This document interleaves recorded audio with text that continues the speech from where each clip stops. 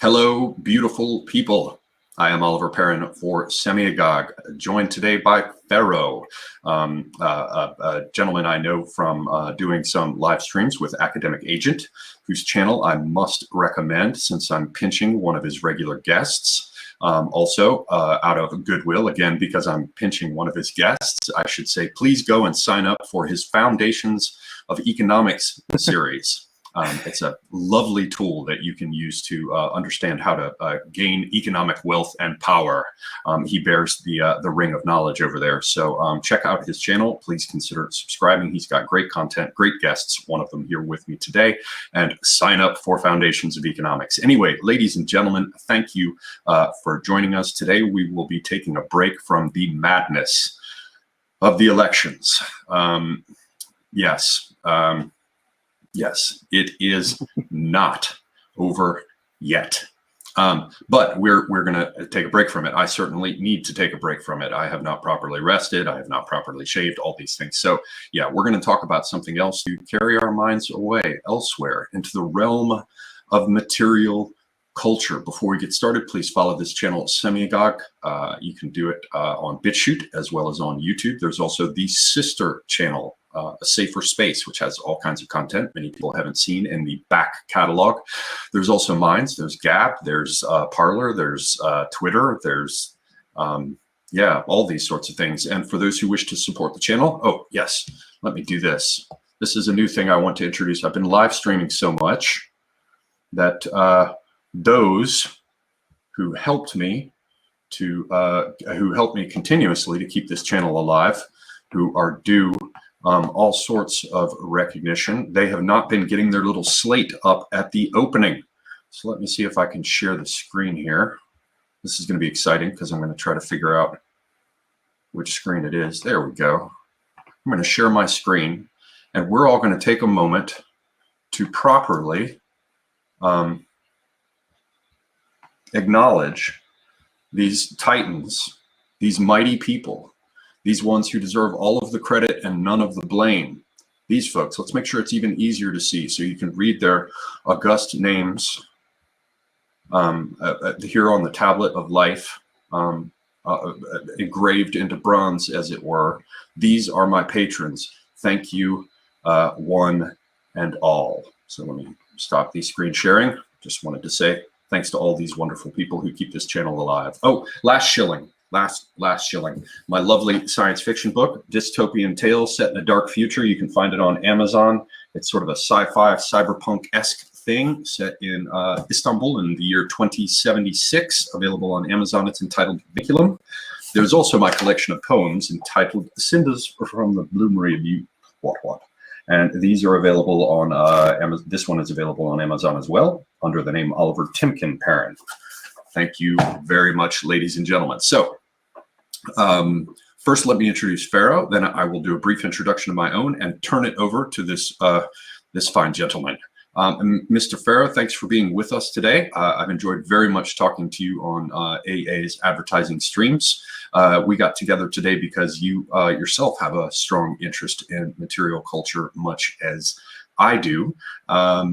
And we just decided to throw this thing together to take a break from the insanity of the world. Maybe you can, before I do my intro, you can introduce yourself before I do my intro of our discussion, and tell people where they can find you. I encourage everybody to subscribe. FERRO has a channel and produces his own content. Yes, yeah, thank you. So I guess this whole kind of stream came about from some kind of Twitter discussions that we've been having. And again, if you're not on Twitter, make sure you're following both Semiagog and myself. And as part of his daily rituals, shall we say, that he tweets out a couple of interesting objects. And I think there's something very special about waking up in the morning and checking your feed and seeing some really beautiful things. But a couple of those objects got my attention. My background isn't actually necessarily in history or archaeology, but for the last 15 years, I've been doing a lot of personal study on it, and picked up quite a lot of things over the time. And so, it's an area that's very close to my heart. And I spend a lot of time in museums. So that kind of rubs off on you. And I think, we're entering an age of iconoclasm where history itself is being rewritten, and I think now more so than ever we need to be in contact with the past and understand the objects of the past, because I think it centers us for the future, basically. So yeah, really interesting topic. Well, I look forward to going into it. I figured I would just tee this up by showing a couple objects, things I have around the house here, just to sort of talk about my own journey into this. It started a long time ago. I came back from my first time living in Turkey, and I decided I was going to buy some antique weapons. Ran into a guy who knew very much about them from the Muslim world, particularly Turkey, the Caucasus, Iran, that area. And he sort of led me on into it. The big thing that stood out for me was a day when I was sitting out on his balcony, and he brought out this 18th century Circassian helmet, which is kind of a disc with chainmail coming off of it. But the top of the disc that goes on top of the head has all kinds of niello work, and it had a signature and an odd little mark on it. And I asked him what the odd little mark was, and he explained it's a tamga. And that's a very interesting word. People think it's a Turkish word, but it's actually a metathesis from Greek tagma, which is about like rows of footprints, rank, order, arrangement, tracks, banners, signs. It's tied to the word tassa for taxation, taxonomy.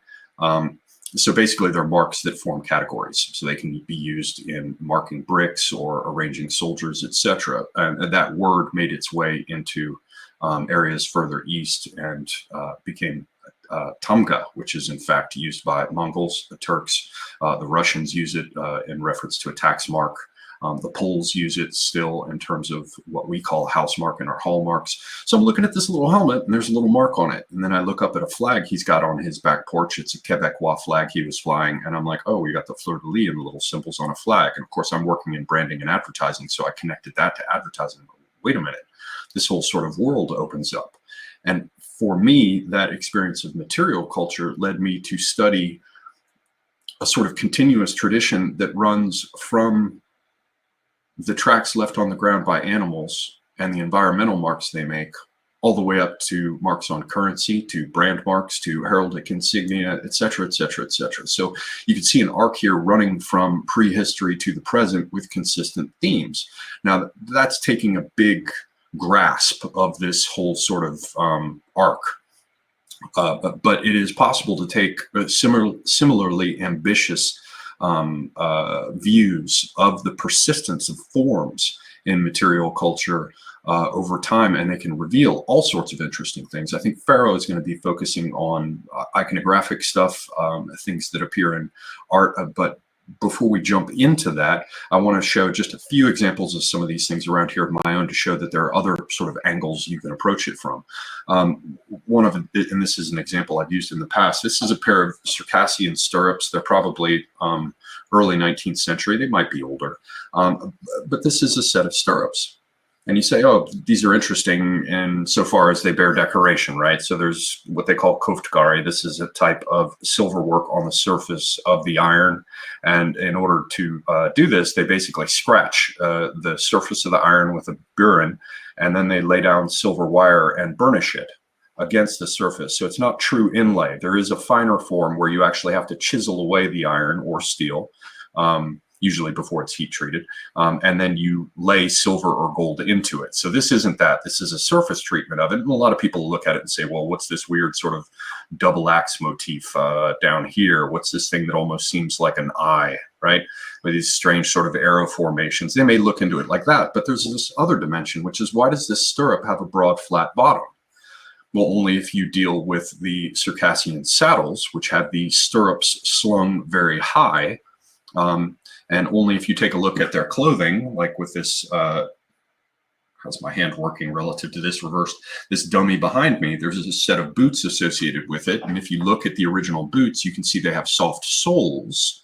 And so you can see that stirrups slung high and with soft soles, you've got the knees bent. That means almost certainly you're going to be placing the balls of your feet on the stirrup, rather than doing like we do in the West, where the heel hooks over a bar stirrup and you have a relatively stiff sole, so it doesn't hurt to rest the bar stirrup in that area in the center of the foot. So I bring this up not because I want to get deeply into it, but you can see how just looking at the one object, and certainly at looking at several of these objects together, this context appears before you.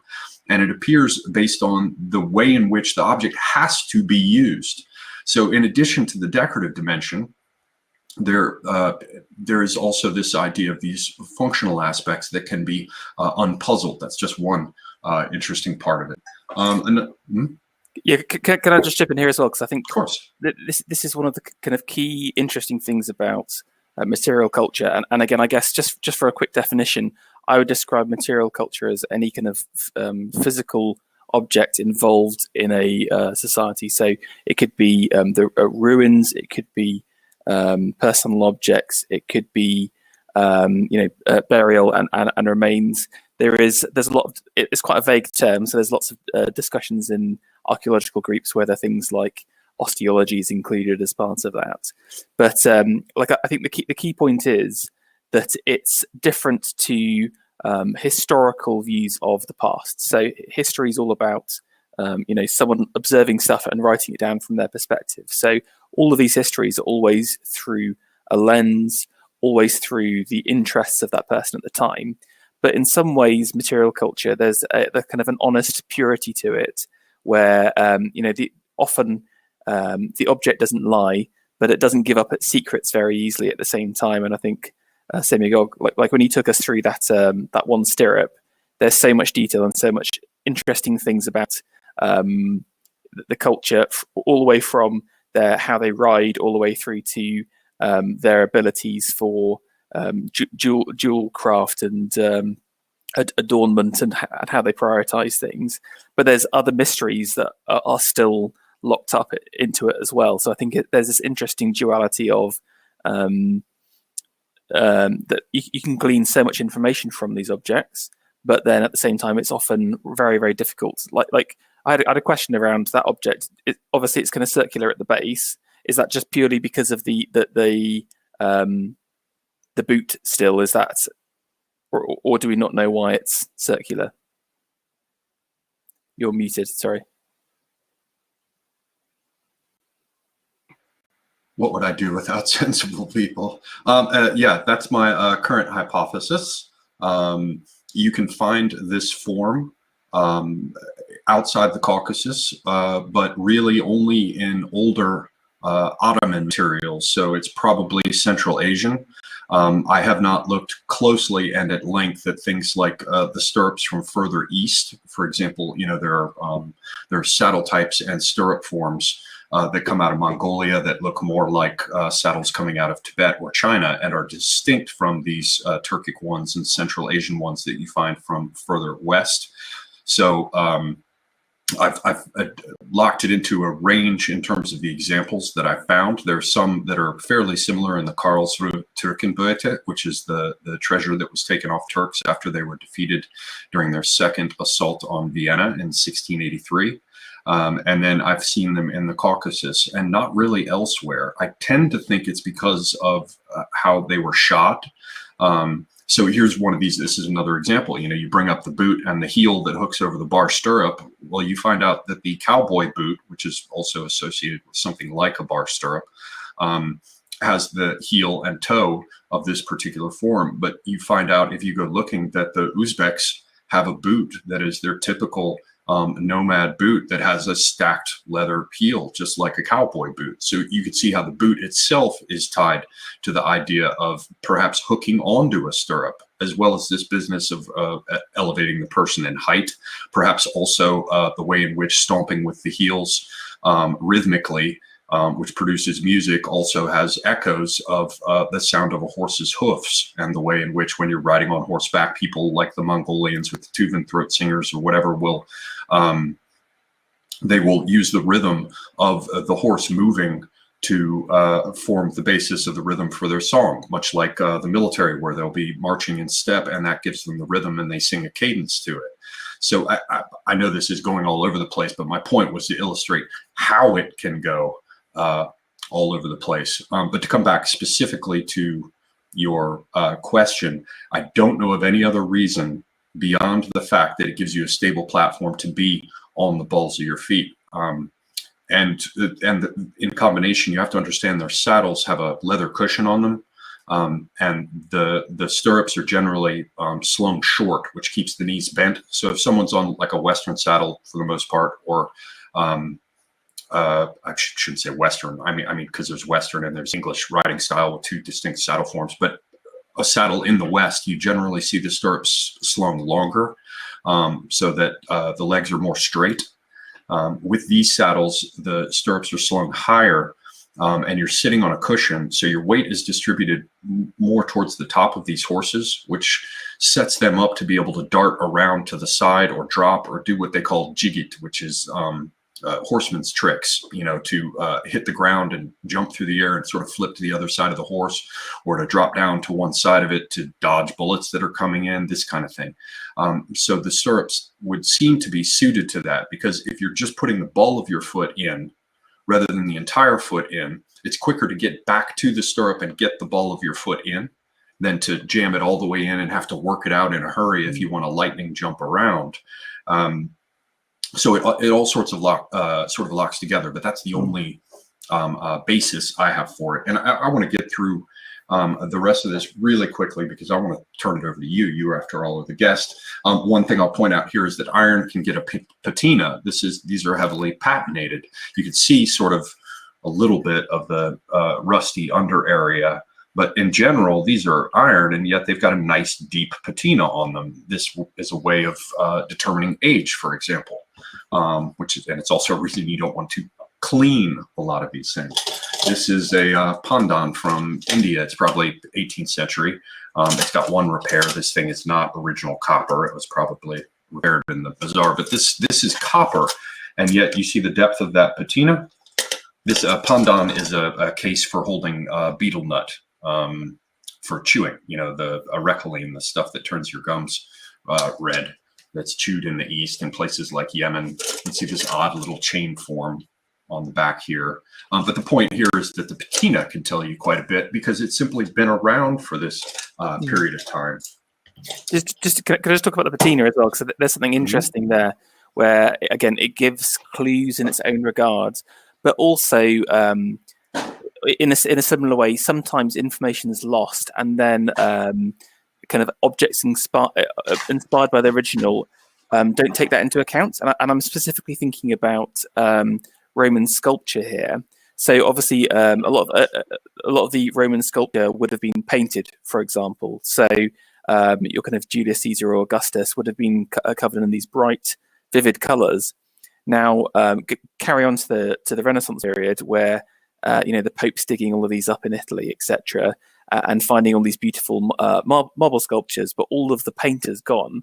When the kind of Renaissance artists are being inspired by classical works, they don't realize about the paint, and so they start to create everything in kind of like naked, nude marble in a not as it was originally intended. So again, sometimes the things like the patina or the aging process itself can lie to us a little bit about the past, but at the same time, it's created something quite new and beautiful in its own regard. So I think there's something interesting and funny about that. Yes, it's certainly an odd thing, and that's our view of the classical world now, as interpreted through the Renaissance, with that sort of surface treatment removed.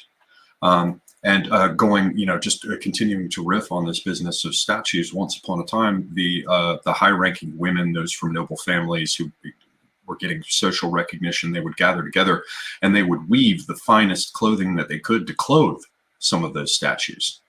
And so the clothing that would be draped over a statue of Athena at the Parthenon would be the finest work that could be produced by the women of the finest families. And these statues, as you said, would be painted as well. And yet, because they were dug from the ground, in some cases, like Michelangelo's Bacchus, arguably, there were some additions made, or I'm sorry, in the case of the Bacchus, there was a hand added to it probably later. What I'm thinking of is the fact that they would test themselves by putting them into the ground. Sorry, they would bury them and pretend, and then that would be the test of whether or not they were truly skilled, because if they could be pulled out of the ground and convince everyone that it was actually a classical surviving artifact, then clearly they had reached the level of skill of their predecessors. But yeah, the image that we form based on these stripped images is, or even think about the cathedrals today, which in large part are now empty. And yet once upon a time, before things like the French Revolution or, wars and the rest, the interiors of these cathedrals were filled with iconography and objects and, all kinds of wealth and paintings, all sorts of things that we don't see when we go into them for the most part in their bare bones forms today. A last thing I'll show here, I think, I just have a few textiles here. These are from Central Asia. They're called Suzanis. They're just kind of whatever. But, they could be kind of cute. These, actually, my mother collected them and then was just like, oh, hell, I don't need these things, take them. So I've got stacks of this stuff folded up around. Basically, these are embroideries, and the women will generally do these up as a part of their trousseau for when they get married. And they get used in various ways. This is, in some cases, it's nomadic. A lot of this stuff is sedentary. People don't understand that they've long had cities in Central Asia too, but can be used to decorate and the rest. But you can find out, for example, like this is a little side road you can go down. These kind of colors, we didn't have these until the emergence of aniline dyes. And FERRO, you can correct me if I'm wrong, but I believe that's the end of the 19th century that these were invented. Is that right? Yeah, I'm not 100% sure. Is that like a Prussian blue? Because so for example, the deep blues would normally be like an indigo. The reds would be madder, right? Yeah, that's right. Yeah, greens and yellows would come from weld. And we're generally not as intense in terms of saturation and brightness. Like these are colors that you would not see in the past. Now, a lot of the things are faded, and there are some exceptions, producing Syrian Purple from Murex or whatever. But they would look more like this. Now, this is, because it's faded, this is a child's collar from Central Asia. It's designed with this kind of star shape, right? And it would go over the head of the little child. And on the outside, you have the embroidery and the tassels and things that were done. You'd have colors more like this. Now, I'm not saying that these don't have aniline dyes or more modern chemical dyes involved, but generally you'd see a more restrained palette. And if you look at antique textiles, you can see that. Now, there are exceptions in some of the colors, and then other colors, some can be quite dense and saturated and what we would call bright, but other ones it was more of a challenge. And you can see that with antique textiles. And, this is just another one that's sort of this style. This is more urban, I believe. Another one of these. Yes, see that red is quite deep. So again, either it's a modern dye or is this a Turkic one? Is it? Yeah, it's Central Asian, and it's certainly modern. I mean, it's probably early to mid 20th century, but it's just because just the particular hue, they're basically was like a phase in the Renaissance, like post Renaissance, for using crushed beetle. So some of the so basically, you mentioned Syrian Purple. So just to put some context to that, Syrian Purple's been around for literally ages. The Roman senators would have like a single line of it on their togas. It was that expensive. I think it takes like 1,000. So basically, it's a sea mollusk, and you crush the shell of about 1,000 of them for about 10 grams. It's a ridiculous amount of effort just to get a small amount of purple out of it. But so because of that, purple became just this super important color in society, and to such a degree that the Byzantines were obsessed with the color purple. I don't know if you knew this. They ended up creating like a purple room where all of the textiles were dyed in purple. All of the floor was made of purple porphyry, and that the emperor's child would be literally they call it to be born into the purple. And it's interesting how that material culture then sort of turns into this status symbol that's so powerful that competing factions would literally race to have their child birthed in this purple chamber. But basically, after the Arabs took over the Levant, which is where a lot of these mollusks reside, basically red became the big color, and it comes from these crushed beetles, basically. But the that specific hue looks like a cochineal. Yeah. So basically, It's one of them anyway. Yeah. The again, this is super niche stuff, but basically, there's actually a beetle before that called the Kermes Beetle, which comes from Spain, and again, as part of Al-Andalus, the caliphate in Spain was exported across the globe, but it's a very rich and deep red. Have you ever seen Roger II's cape? It's like it's got this huge embroidered tiger on the back. No, I have not. It's quite beautiful, but that's made of these crushed beetles. But, and this is the color that brings that red to mind for you. Yeah, exactly. Not that this is made from crushed beetles, obviously, ladies and gentlemen, but sometimes the standard is set by the previous stuff, and so anyone who produced the dyes, the chemical dyes that doubtless formed this red, would have been moving to imitate the previous color. Yeah, exactly. So scarcity creates status, and then you want to imitate status. That's the story of our material culture, is basically an elite creating fashion, and then everyone chasing after that at the same time. Again, you can think today with all the kind of designer brands. Again, this is where I think it's interesting. The kind of advertising melds quite well into material culture. So someone like Burberry, for example, they have their kind of core lines that are specifically for the elite. That's like where you'd literally have like Russian oligarchs buying them from the runway, but they would also have kind of more accessible objects at the same time, like belts and perfumes and stuff like that. So you can buy into the brand and aspire to the brand at the same time. And again, objects like that kind of blanket, which probably isn't dyed of the kind of super expensive beetles, but sort of looks like it at the same time, is that kind of similar mentality where we're kind of aping the elites. Yeah. Even when it becomes democratized, that's so interesting, because for the elites, for example, sugar was enormously expensive and was a sign of prestige, a big symbol of prestige.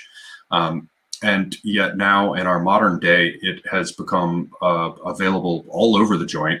It's poured into everything and onto everything, and has dropped. It is in fact inverted. It is no longer a status symbol. It is in fact the opposite. It's much more high status to talk about the fact that you're a vegan and you do not let sugar touch your lips. And if there is indeed a sweetener, it will be stevia or agave. There are many of these sorts of inversions that occur. Another one is this purple aspect that you're talking about. The murex, so many of them had to be processed that places like Tyre and Sidon, which had, not monopolies, but a strong market position because of the murex being on their coast. They would have stinking heaps of these shells, tens of meters high. And when the wind was going in a particular direction, the entire city stank of it. It was quite famous.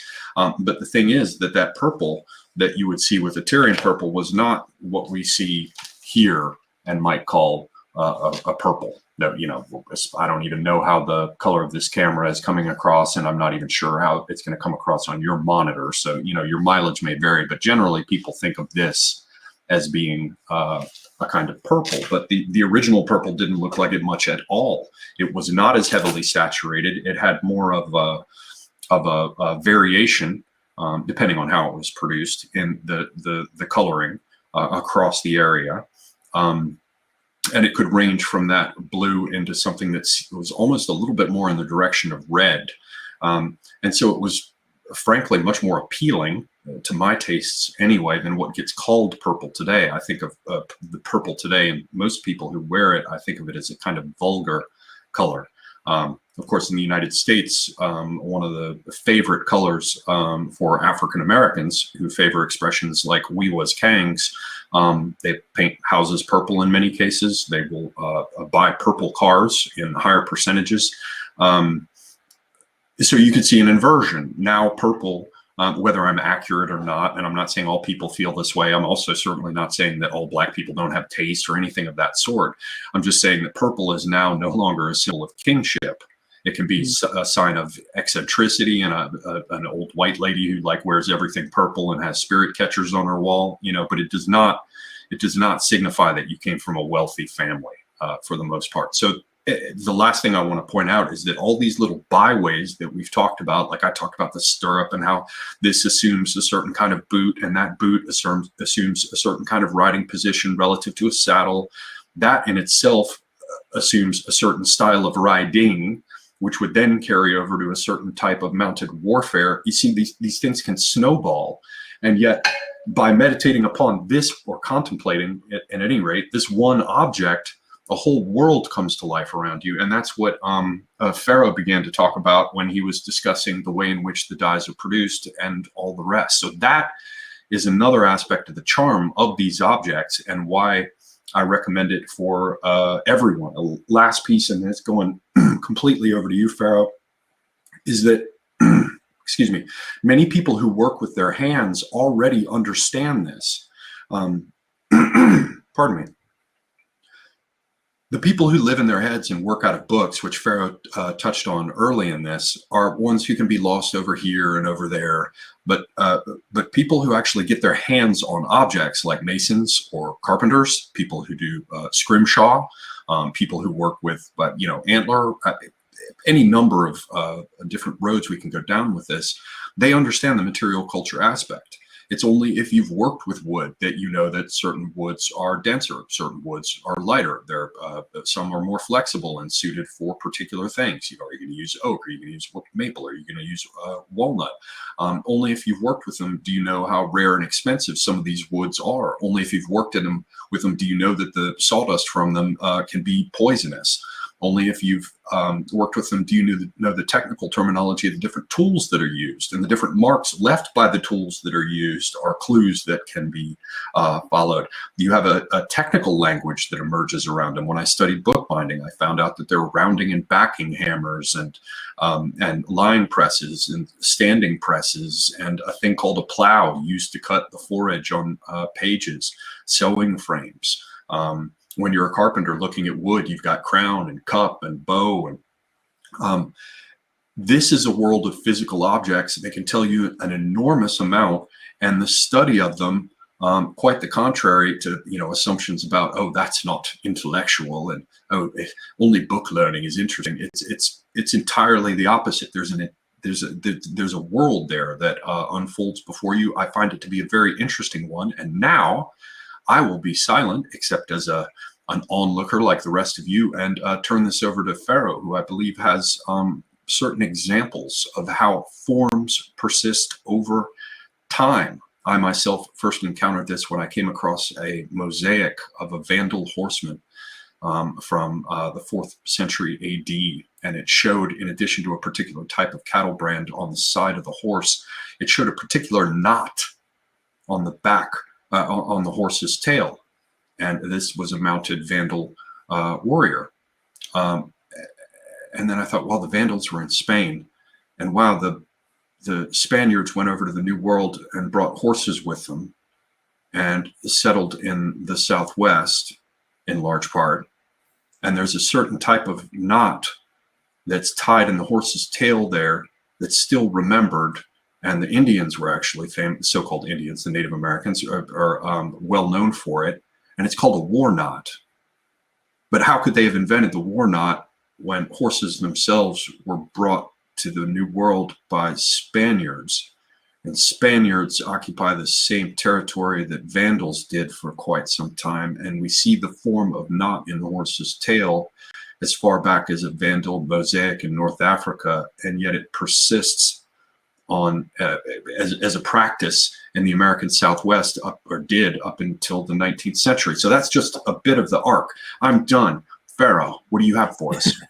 No, I think all of that stuff's super relevant, and again, I think one of the bits of charm of studying this area is, like I said, it's almost like a mystery that you're trying to solve, and you kind of go down these little rabbit holes and then say, oh look, I spot this over here and over there, and try and make connections. And I just really want to kind of recommend, if you are like a handy person and you like seeing physical things, to definitely look into this more, because I can guarantee there is a niche for you if you're into woodworking. There is loads of kind of interesting wooden objects that you can build up expertise about. And the other thing that's interesting is that a lot of archaeologists of the past and experts aren't academic in the way that we think of it today. They're doers.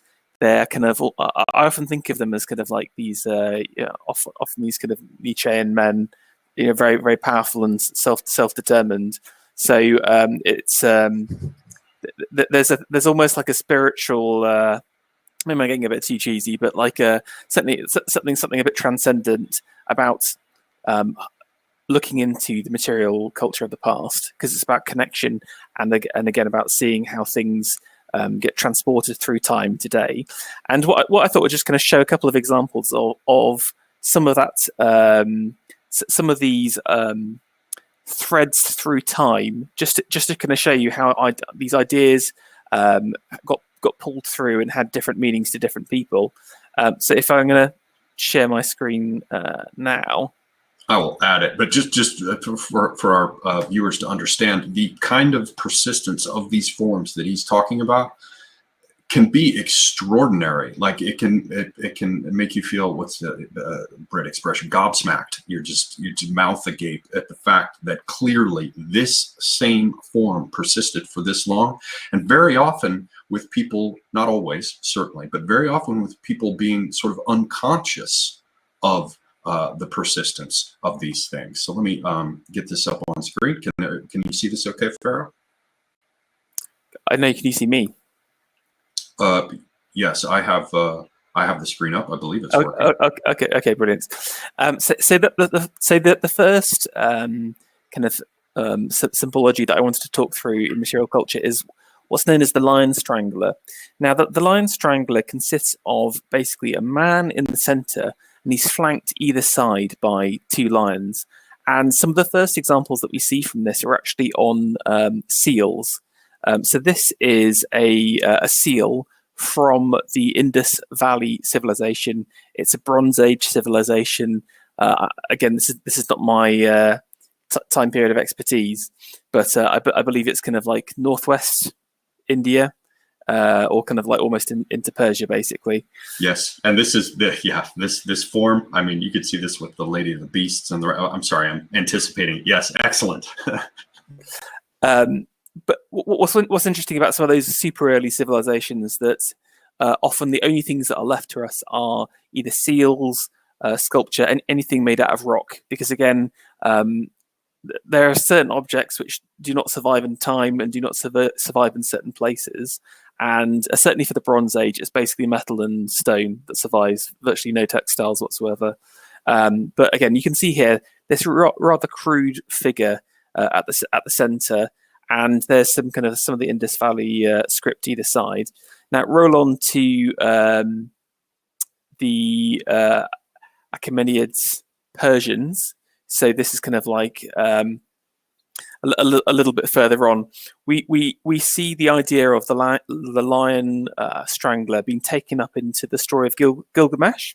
So there's a vignette in the poem where he takes on a herd of lions, and so you see we have no context to that original Indus Valley Lion Strangler. But again, maybe I mean, people refer to that seal as the Gilgamesh seal as well. And I think, from my understanding, is that Gilgamesh's story comes out of this long, prehistoric tradition as well. So maybe it is the same character. But again, you see here a kind of more detail. But this is the interesting thing about the symbology here. It's used in a similar context in a seal. So maybe it's showing kind of power. Certainly, the Persians are kind of showing that continuation to an older civilization, but they're kind of contextualizing it at the same time. So you can see here things like these kind of man beasts with wings. They are kind of often associated with kind of those kind of tiled Persian walls, and also the face of the man here is obviously a Persian. There's loads of these ones from Persepolis as well, which I'll quickly bring up. which are again very crude. These are actually roll seals, I believe. So again, we're kind of used to having these kind of circular ones, which you kind of just stamp down, but they would have these seals that you can sort of roll across in wax. But it's not just about seals as well. And here's an interesting find on the hilt of an ivory dagger handle, basically. So again, so you can see the Lion Strangler in the center, and he's got them both by the throat. But again, now we're adding in additional context to the figure. Maybe so maybe it is a symbol of power. It's showing that if I've got the knife, I've got the same kind of power as the as Gilgamesh himself and the Lion Strangler.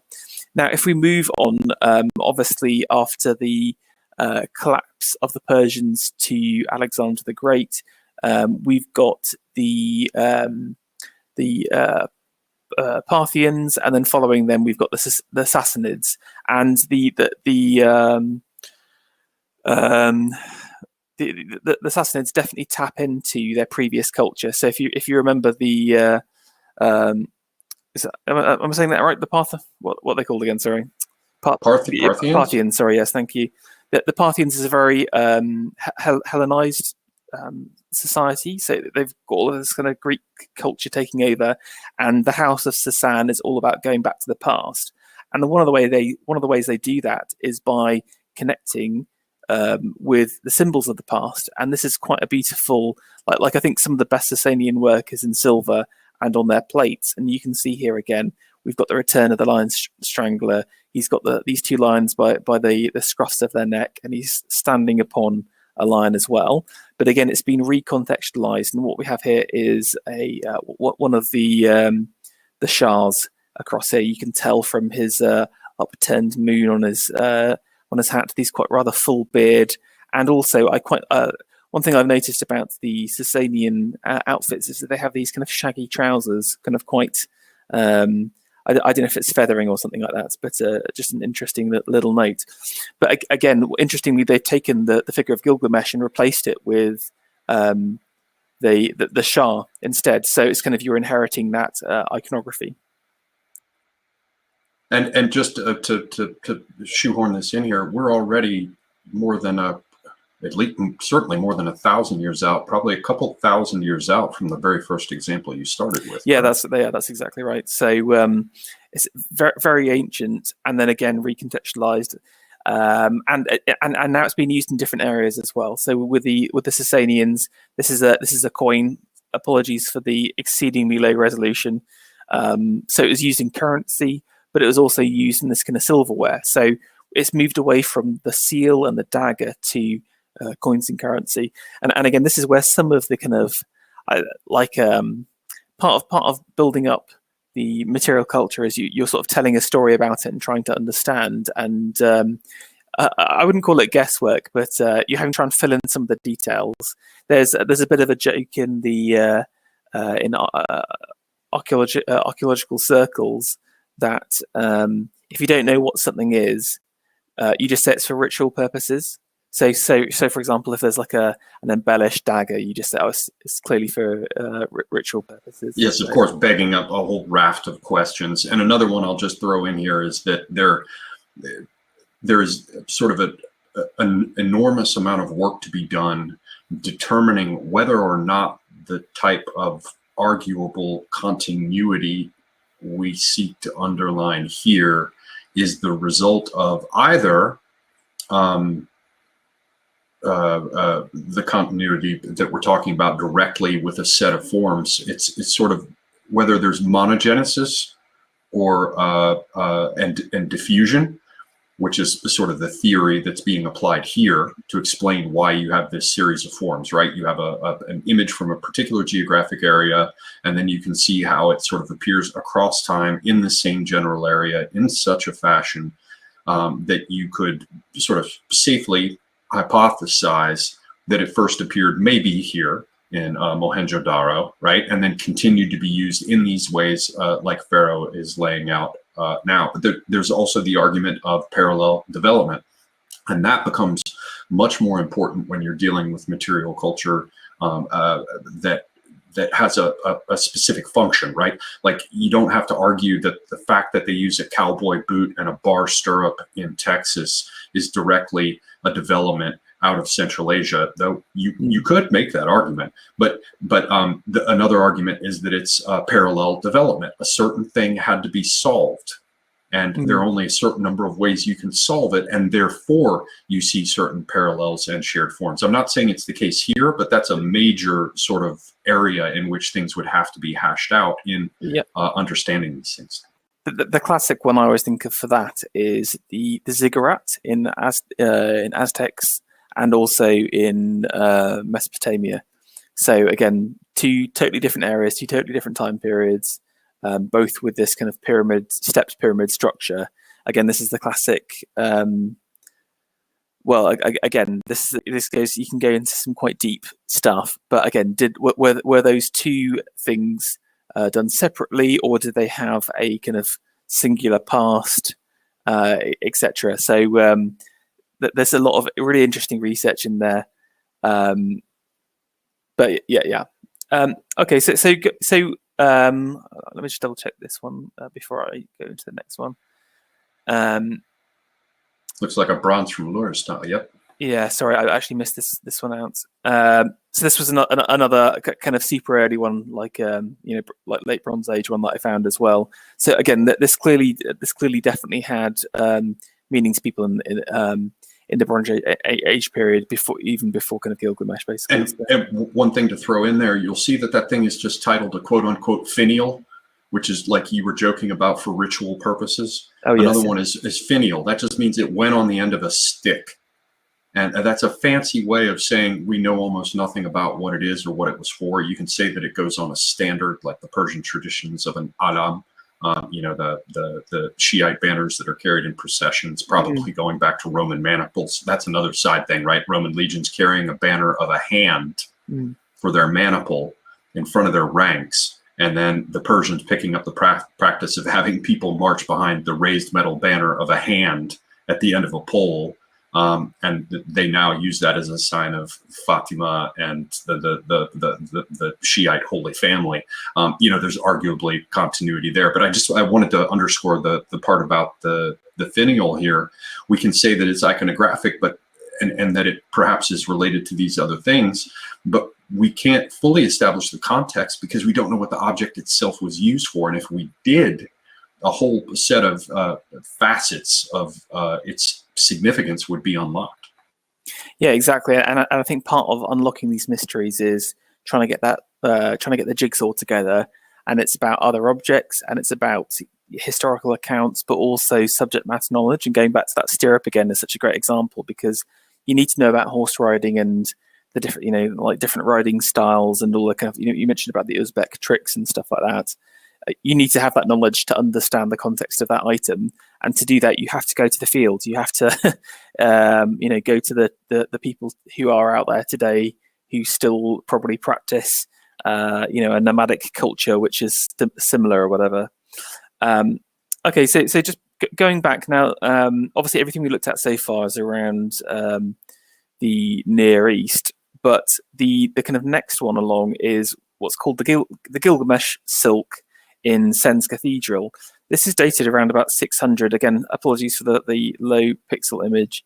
But this is a Byzantine silk, so you can tell it's Byzantine because it's typically, or certainly Byzantine style, because it's in these large roundels, which are these kind of circles with some kind of scene going on in the center, but also the kind of multicolored nature of it. So again, to create a silk like this is exceedingly hard. It takes a lot of time, a lot of effort and money. So each one of these kind of warp silks has to be individually dyed. You need an exceedingly large loom and, some seriously experienced weavers and designers. But interestingly, the figure of the Lion Strangler has been co-opted by the Eastern Romans and then exported internationally. So obviously, the House of Sasan was in almost continual conflict with the Eastern Roman Empire, And because of that, I mean, there were kind of periods of peace, obviously. There is a definite kind of passing of cultural ideas across.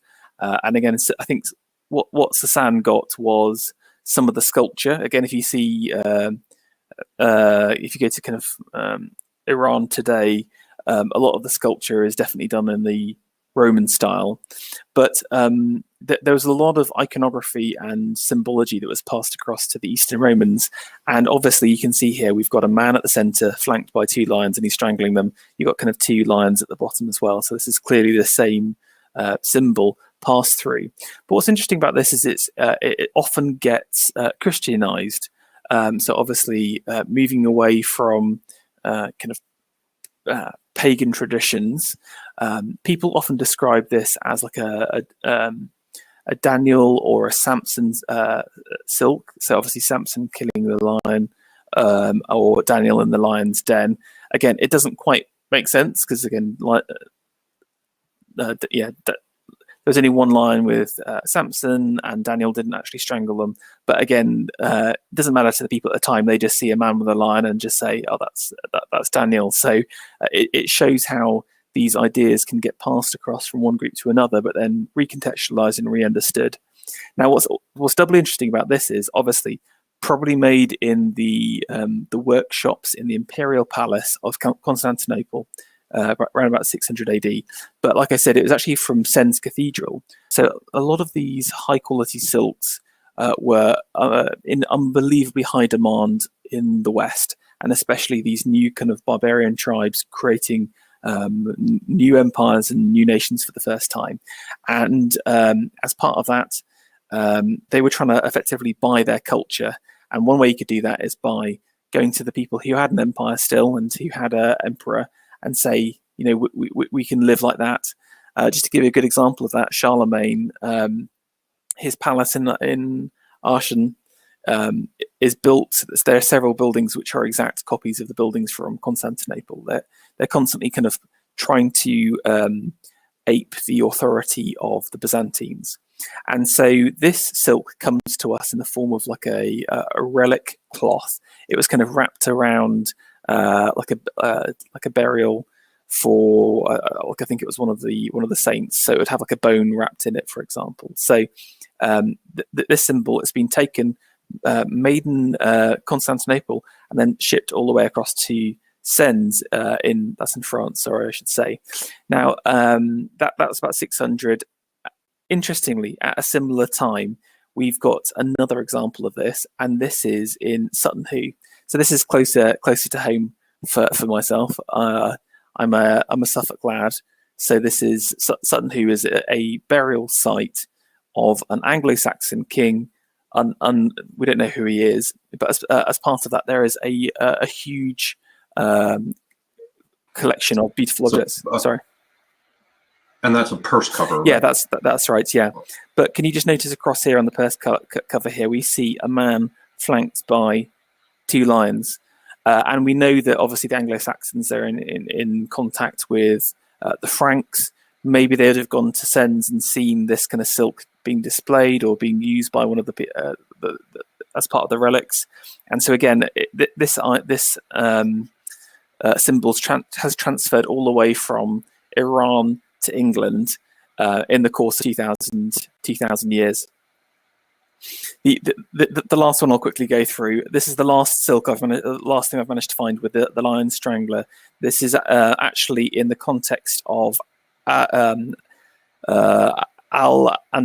So this is the Islamic Spain, dated to around about 12th century. And again, this is probably based on like the Byzantine styles, but again, it's been contextualized to Islam. You can see here this guy's wearing like a turban. He's got a beard, Islamic beard, and a moustache. He's wearing this kind of long Islamic robe. So once again, it's been co-opted even further, and it's kind of gone down south as well. So yeah, 2,000 years of a single. What's not to like about that? I've got one other one. I don't want to go into too much detail Cene. But the other one I thought was quite interesting is the story of Alexander the Great. Now, I don't know if you've thought about how people in the past have depicted Alexander the Great. I mean, I know for myself, there's quite a famous mosaic where we think that one of the characters in that is a depiction of Alexander. Have you seen that one before at all? Yeah, the super famous one, him on horseback, where he's basically charging forward towards the Persians. Yeah, exactly. Interestingly, that image was not used at all for the next 1,500 years, and in fact, the image used by most people looks a little bit like this. This is kind of dating from 300 to 1600. This is how the medieval mind thought of Alexander the Great, and you can see him at the center, dressed like a king. He's typically on a chariot, and again, you can tell it's a chariot because of the kind of weird wheels. This is a Byzantine sculpture in Venice, which was looted as part of the Fourth Crusade. They sort of messed around with perspective quite a lot, so the kind of wheels are on the side. He is being pulled along by either two griffins or two kind of animals, and weirdly, he has two stakes with like pigs on them, or meat, basically. Now, I heard about all of this reading through. There was an article in this kind of old bulletin, and I just wanted to kind of show you this because I just love the kind of context of this. So this is the Burlington magazine for connoisseurs, and it's an American publication. And again, what I love is in the past. This is kind of anti-academic stuff I was going on about. It's the academy for these guys it's just a group of interested people who would create societies or kind of clusters of like-minded individuals, and they would get together and share interesting information. And so yeah, I like the context. But anyway, basically, one guy in the Burlington magazine went around the world to try and find all of these images, and it basically turns up everywhere. I'll just give you a couple of examples. Say, for example, it appears in manuscripts and illumination. So this is just like a casual sketch at the bottom of a page. You can see kind of Alexander flanked by his two eagles.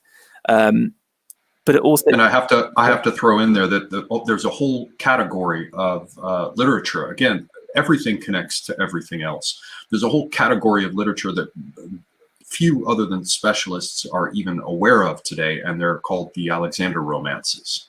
And so you've got a whole. Were you about to go into this?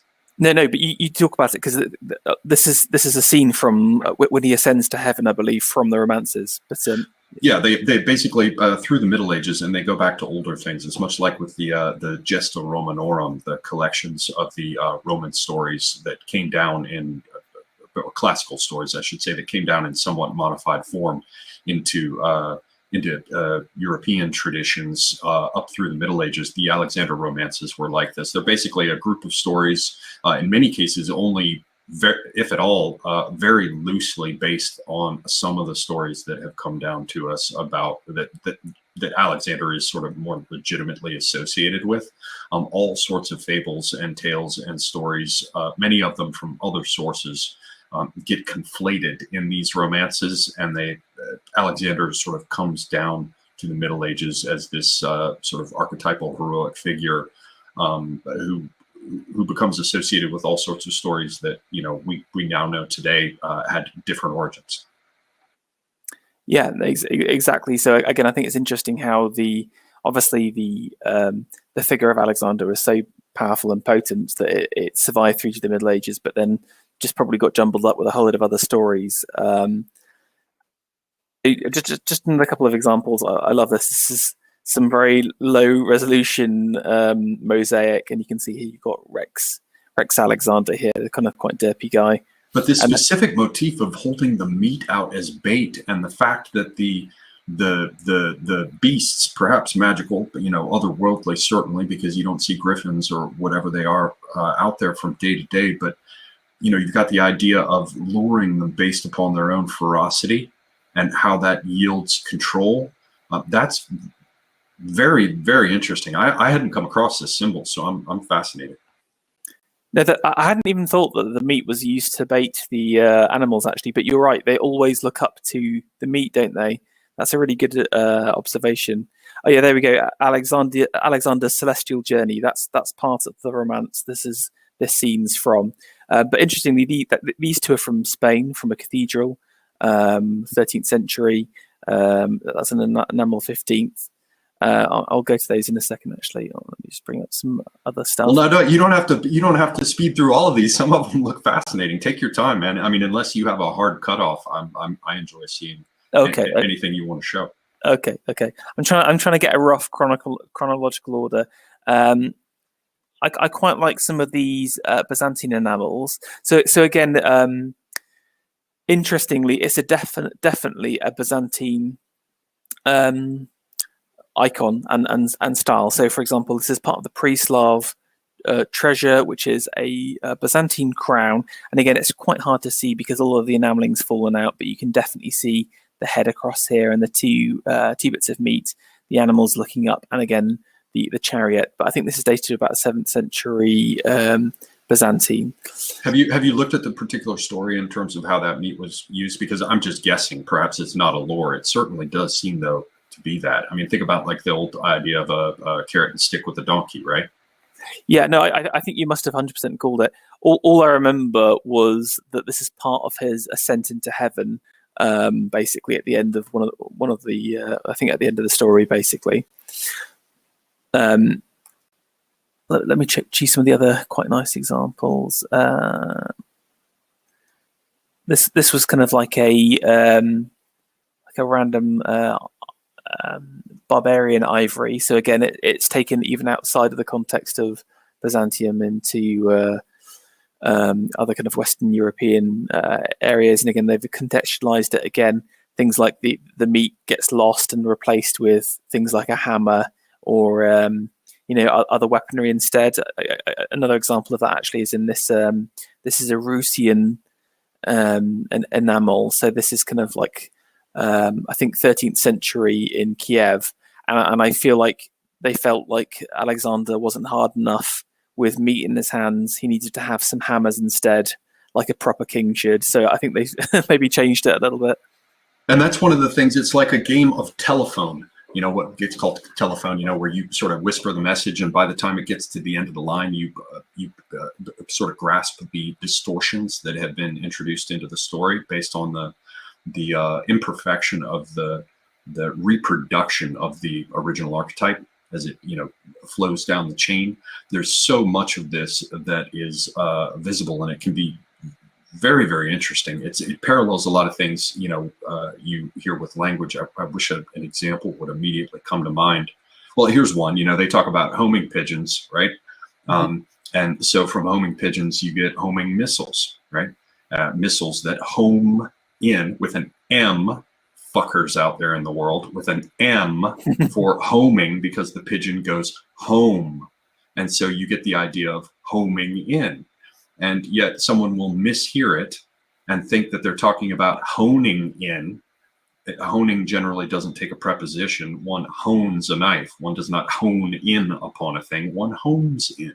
And yet the expression was misunderstood and is now perpetuated in this new form. And much in the same way, it's like, why would it be chunks of meat if you don't understand the story? Perhaps they're kept down by hammers beating them down.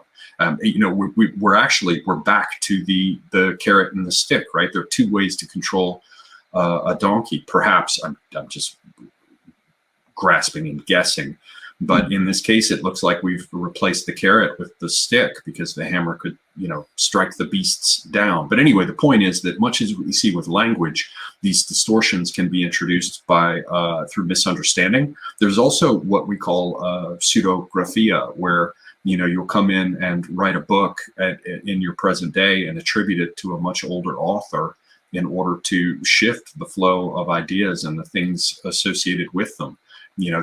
That sort of thing can be done with iconography and symbology as well. So anyway, yes, like Cervantes does that way with Don Quixote. He says this is like he presents it as another author's work, doesn't he, to make it additional, give it additional credence or whatever. So And additionally, he was making fun of the very romances that the Alexander stories were a part of in his was basically the Renaissance period, but much of that from the Middle Ages was there. He had his arm shattered fighting the Turks in a naval battle, the Battle of Lepanto, and came home very bitter as a veteran, feeling that soldiers were lied to and screwed out of things. So he wrote Don Quixote to subvert the entire genre of romances where you've got a bold knight who wins the day. Instead, he's got this madman who tilts at windows and wears a shaving helmet on his head.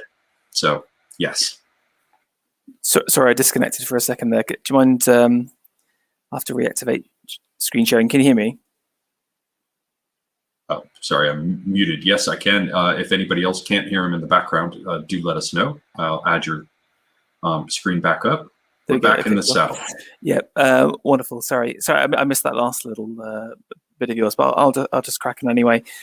This is another mosaic from Otranto, again, another Spanish one. It's interesting how it kind of permeated through to Spain so much. There's quite a few. And also this is a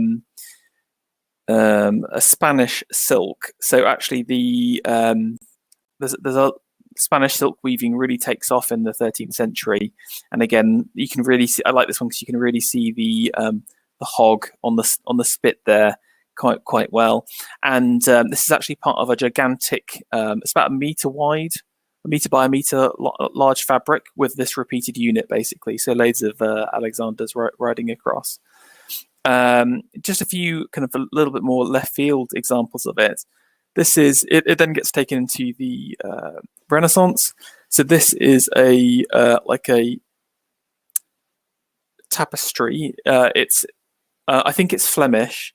But it's in Rome at the Plaza Doria, and loads of stuff going on here again. But you can see another depiction of Alexander, and this is there's actually quite a few Islamic depictions of Alexander here, and he's sort of in this kind of cage, basically ascending to heaven.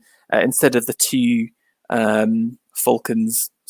griffins, you've got four, but we know it's him because he's got his meat on a stick again, and the beasts are definitely eyeing it up. But again, I like the fact that they've gone from a chariot to this kind of weird cage throne, going straight to heaven and to God, and that he's fully dressed in the kind of the garb of a medieval nobleman as well. I think that's quite wonderful. But again, it even goes all the way to England again. So this Byzantine symbol from the 5th century ends up in cathedrals, but in places that you wouldn't necessarily think of. And it's can you hear me still? Sorry.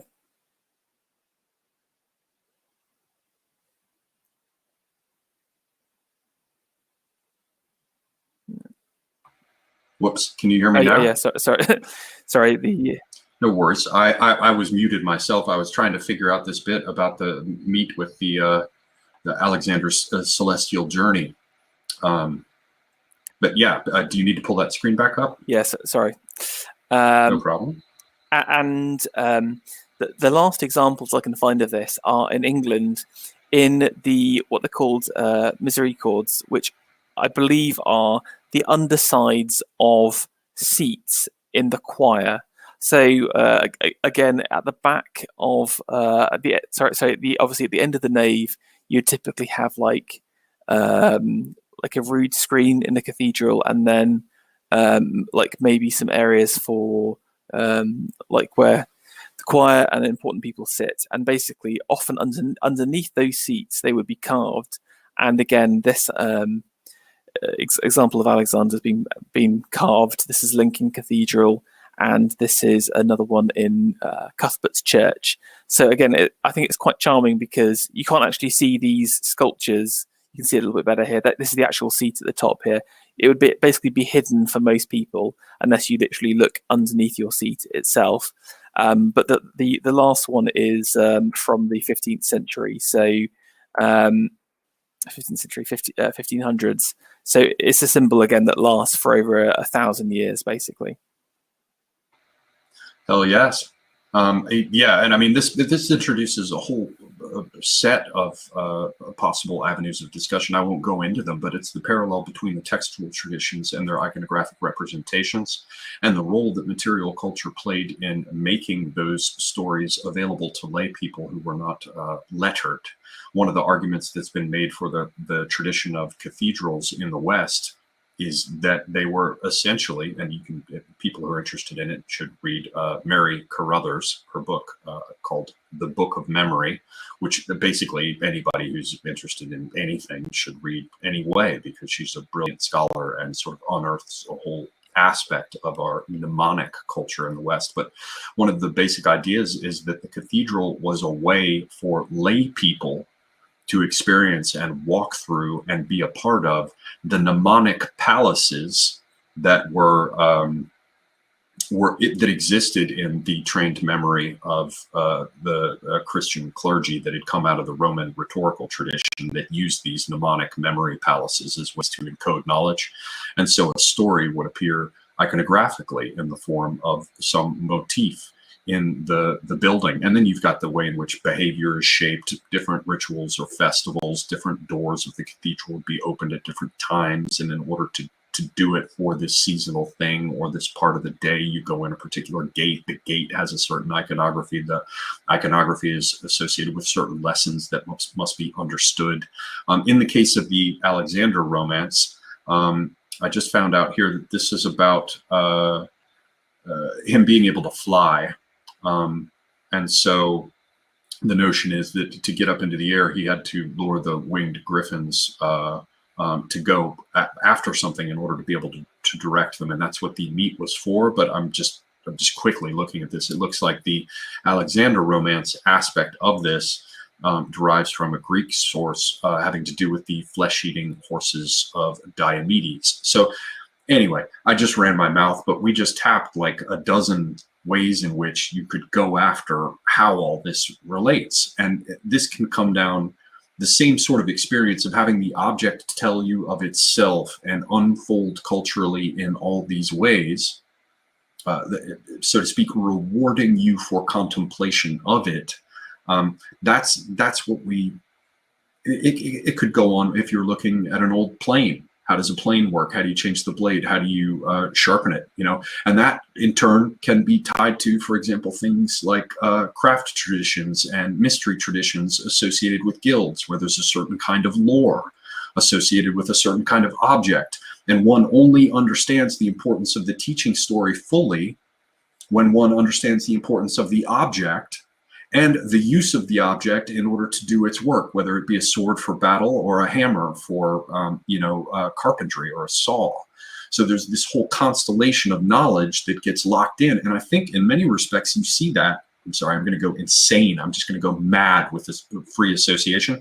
But in Tibetan tankas, which are sort of like, think of them as cloths with imagery on them that hang on a wall and can be a basis for meditation, you'll see certain god forms, and those god forms often have certain objects clustered around them. And only if you understand the object do you understand the associated practices and the things that are produced, and this whole category of things that are organized under this particular image. So again, the main point I'm trying to get across here is how much is going on with this material culture. And except for the odd people that I think FERRO is going to be talking more about, who get into these sorts of things, and even the sort of odd ones today, the people who go off into museums or become archaeologists, they're very different from generally the other type of intellectuals and scholars. They often try to find their own way. They want to work in the museum. They want to deal with their objects. They don't want to be around people, or they want to be in the field with, in the mud, digging up the artifacts. They're a very different breed than the oftentimes overly intellectual and text-mad, text-focused types that you see in academia. Okay, I'm done now wandering across the world with my words. No, that's great. Maybe that kind of brings us on to just maybe highlighting some of those figures could be quite fun. If that sounds okay with you. Oh, absolutely. Take your time doing it. Okay, wonderful. I've kind of called this little mini section the gentleman archaeologists, and again, obviously, material culture is obviously inextricably tied to archaeology because you're digging things up. But the idea of archaeology itself is quite a recent one. It's a 19th century creation, and so you've basically got since time immemorial, men have been collecting things from the past and preserving the past. And what I thought I'd do is just take us through just some of those people, because I think it's quite interesting. One of the first kind of maybe I'll just call him interested in the material culture of the past is a guy called Lausus. Now Lausus is a eunuch living in Constantinople in the 5th century, and if you know anything about the Eastern Romans, is that the eunuchs got very, very powerful very, very quickly. Any live stream is made better by discussion of eunuchs, by the way. So yes, go on. And he basically ended up as being like the number 2 in I think it was under Theodosius II, but he was so powerful that he had his own palace in the palace complex in Constantinople. And the other thing you need to know about him is that he was a collector and a lover of material culture, I would say. And what he particularly loved was the statues and symbols from the Greeks and from the Romans. And most people don't know this, but a lot of objects were actually plundered from Rome and the Western Roman Empire by Constantinople. Well, I say plundered, more like reallocated, let's just say. Again, it depends on your viewpoint.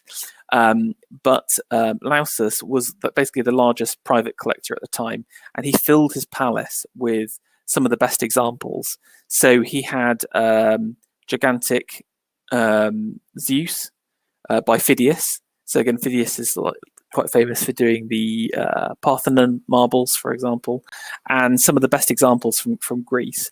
And so even in the kind of 5th century, you have this guy who's super interested in the past about the importance of these objects. Obviously, Lausus, he's a Christian. This is Constantinople is a very Christian place. It's all been Christianized.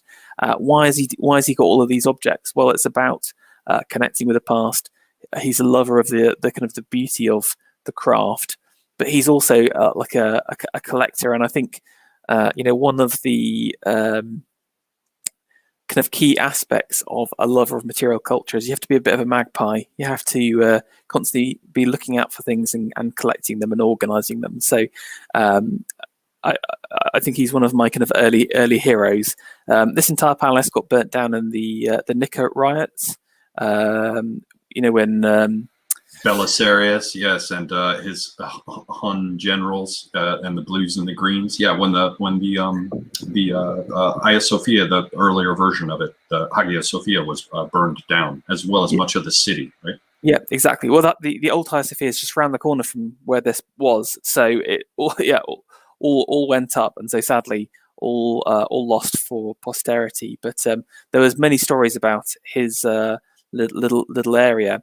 Now, obviously, certainly in the West, the preservation was done by preservation of material culture was done by monks. But I'm kind of moving on a little bit to some of the kind of later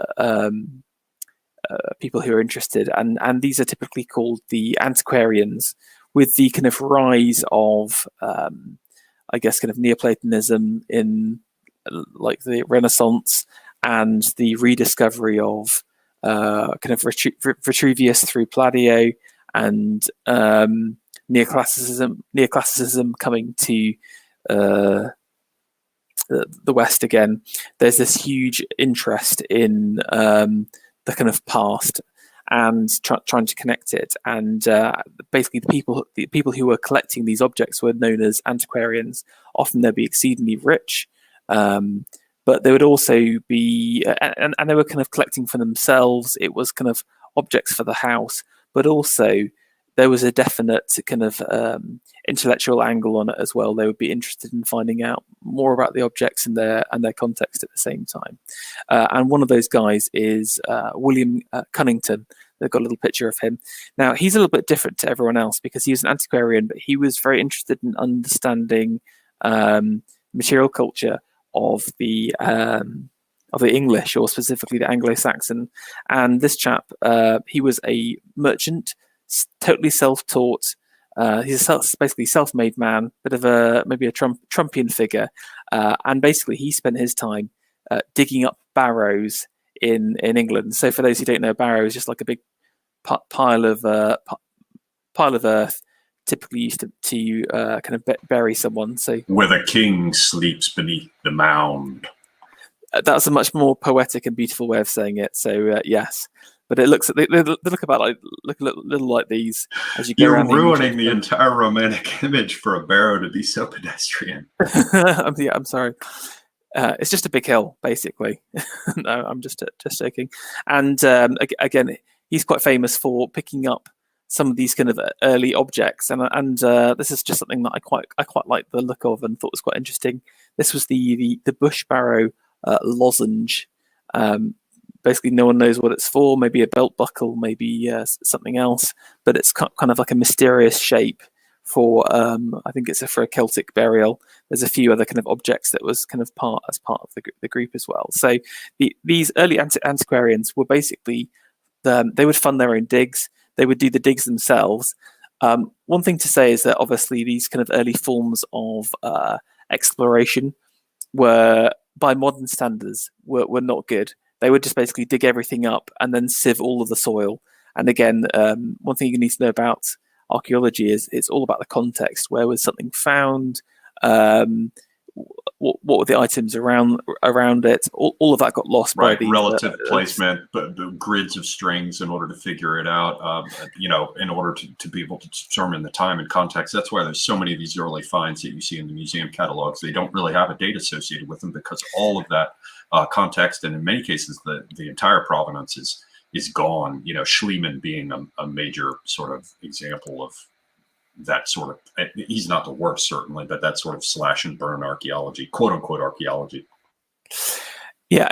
Well, I have a lot of sympathy for these guys because again, they're trying to do their best, and if it wasn't for them, you wouldn't have these higher forms of archaeology we have today.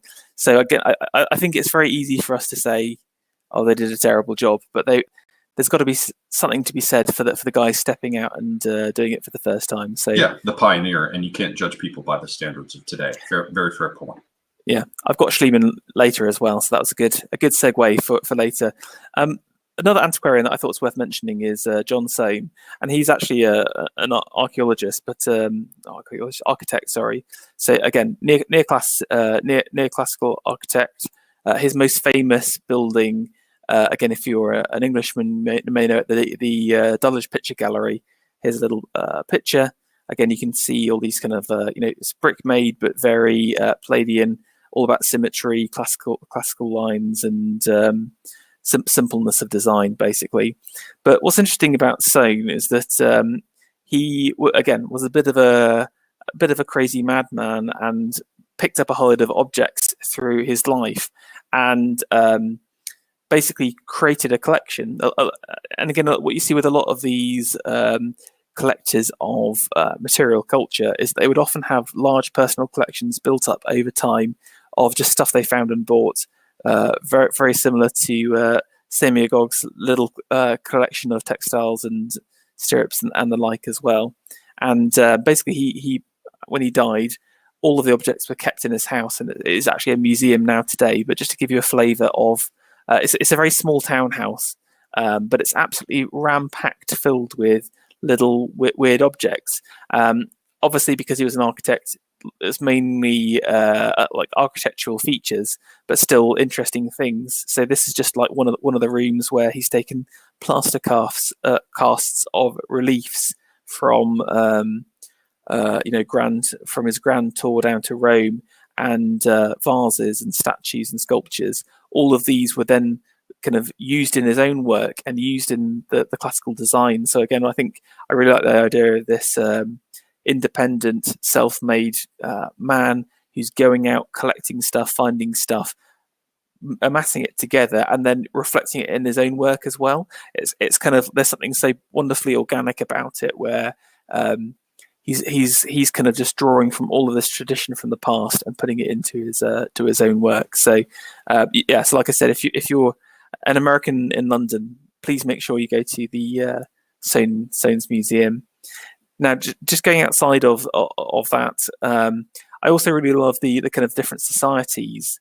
And what you tend to find is this totally anti-academic view on the world. And this is the Society of Antiquaries in London. It basically started out with like 4 or 5 of these antiquarians who would just basically show their stuff to each other or have debates. And they eventually got a charter from the Queen. And you can see here the Society of Antiquaries. This is actually in the part of the Royal Academy building. Again, in London, there's a kind of famous art gallery, but there's a couple of wings, and one of their wings is currently occupied by these guys. And they open it up once a year, and you can go and check it out. And it still runs today. But again, I think we often think of the academy as this kind of university-led, highly kind of like heads in a book style person, and I think that just wasn't the case for most of the past, and it was more like these loose organization of eccentric maverick Übermensch going around and discovering stuff, basically. Another chap is Pitt Rivers. Have you ever heard of him, Semyagog? Yeah, Pitt Rivers Museum is particularly for photography is just absolutely, yeah, it's great. So yeah, big name in anthropology. Yes. So again, Pitt Rivers, you maybe getting a kind of a bit of a theme with them now, but again, he was actually a soldier. He ended up being, I think, a lieutenant general before he left, so quite a high rank. But he was really interested in the history of rifles. So that's why I wondered if you heard of him, because you're quite interested in weaponry, maybe more on the sword side of things, I guess. Is that right? Daggers, other things, but usually, not, for example, Kaskaras from Africa or whatever, or Arab scythes and stuff. I'm into Persian, Ottoman, Circassian, Caucasian, so all sorts of things from armor, swords, daggers, bows, and the rest. So because he's a military man, he started out by just focusing on rifles, and his sort of love grew from there. And what it turned into is this. This is the Pitt Rivers Museum in Oxford. All of these items were owned by this guy. I think that's literally an Egyptian sailboat that he had deconstructed and sent across from Egypt. Yeah, those were the days. This is not only an example of how the elites could indulge themselves once upon a time in remarkable ways that we should also give them a certain amount of credit for, but it's also a sign of the acquisitive aspects of human nature and the idea of collecting, because once you begin, it's like crack. He was a definite hoarder. You see these programs today where they're like, we'll clean out your house with stuff or whatever. I think Pitt Rivers had a serious problem. At least it wasn't piles of what is it, boxes of string marked too small to save, piles of old newspapers, magazines. Exactly. But he just picks up everything basically, and so I would describe it as an ethnographic museum. It's got artifacts from across the world, organized thematically. I've just got a couple of just of some of them. These are an array of West African idols that I think he picked up. There's an absolute ton of them, and all the way through to I think these are Japanese masks for. Chinese masks. There's like burial masks and masks for theatre. So again, you can tell how he kind of saw something that was interesting, like a mask, and thought, okay, that's kind of cool, but then ended up collecting a whole lot of stuff around it to try and build up those jigsaw pieces about how they're connected. These are two faces which are very similar, but you can obviously see that there's different expressions on the faces, and then obviously as time, you can see this one that eventually that they've worked out that this one represents a spirit in the form of a young boy. So you can work out stuff over time, but again, it does show that just one guy can do quite a lot. And speaking of that, I mean, Schliemann, in my mind, I mean, just look at this picture. What a dapper gent, top hat, and the kind of fur collar is a very powerful combination there. So strong. Yes. Now Schliemann's interesting because he basically discovered the site of Troy. Again, there was a lot of skepticism as to the historical accuracy of Troy as a physical place, and there are multiple Troys that were discovered. Basically, I think there's three different sites, each that had been burned down in turn, showing kind of that it was a continued site, continued area of usage. But again, I mean, Schliemann's quite controversial, like you said. There was a lot of dubious arrangements with the powers that be, let's just say, around where the objects would end up. So again, like one of the darker sides of material culture is that there's a definite black market in items. Enormous, yes. Yes, and also a lot of disputed like origin. Where do they come from? How did you get this item? And it's a big problem, basically. Yes, and enormous amounts of money laundering. And I'll just throw in two, since this seems a neat place to insert these, two things. One is the business of money laundering and the gaining of wealth, because these ancient objects are in many cases extremely valuable, and if they're not extremely valuable, they're still quite valuable, particularly to collectors and people who want to have them in their homes. And there's the money laundering aspect that you see with, for example, contemporary art as well, because you can move the art across borders. It's not like cash that's tracked in that way, etc. And then just sell it in the new place in order to recoup your money. There's the investment dimension as well. But a lot of people will attack the private collectors, like this helmet image that people were asking about that's used in the thumbnail for this episode. That was sold, I believe, privately at auction, or to a private entity, not a museum, as I understand. Might be wrong, but of course many things are, and a lot of people are like, oh my God, it goes to private collectors, it should be there for everyone. Well, I'll tell you the next ugly thing, and that is what's really going on with museums. Any given museum that you are aware of has that's internationally known or whatever, has a vast collection, and if it's not vast, it is in any rate a situation where the majority of the items it holds, not only will you not see, but you will never see.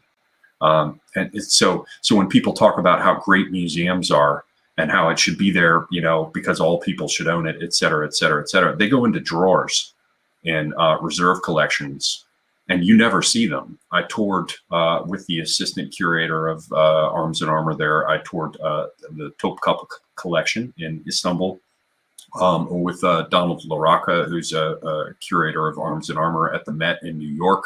I had the opportunity to see some of their reserve collection.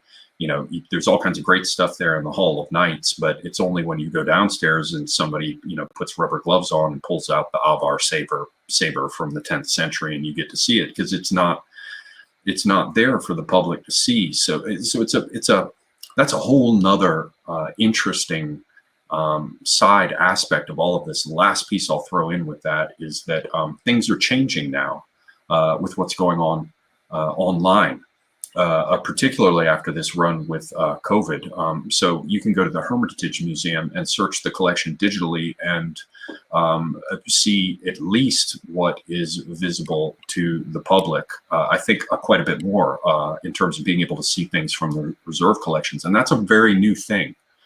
They've affected to make their collections available to the public, but in large part they really don't. So, the internet's been around since the earlier mid 90s, but it's only really in the last few years that these museums are moving to digitally make their entire collections available. And if it's not the entire collection, it's not, but you'll at least pull up an entry for a thing, if not a photo, and you'll pull up many more photos of things than you could ever see by exploring the museum. So I pull a lot of images from the Hermitage online collection. I pull a lot of images from the British Museum's online collection, which is excellent. You can search pretty much their entire holdings, which was never possible in the past. So just a little bookended sidebar there. No, I think it's really good points just on the collections.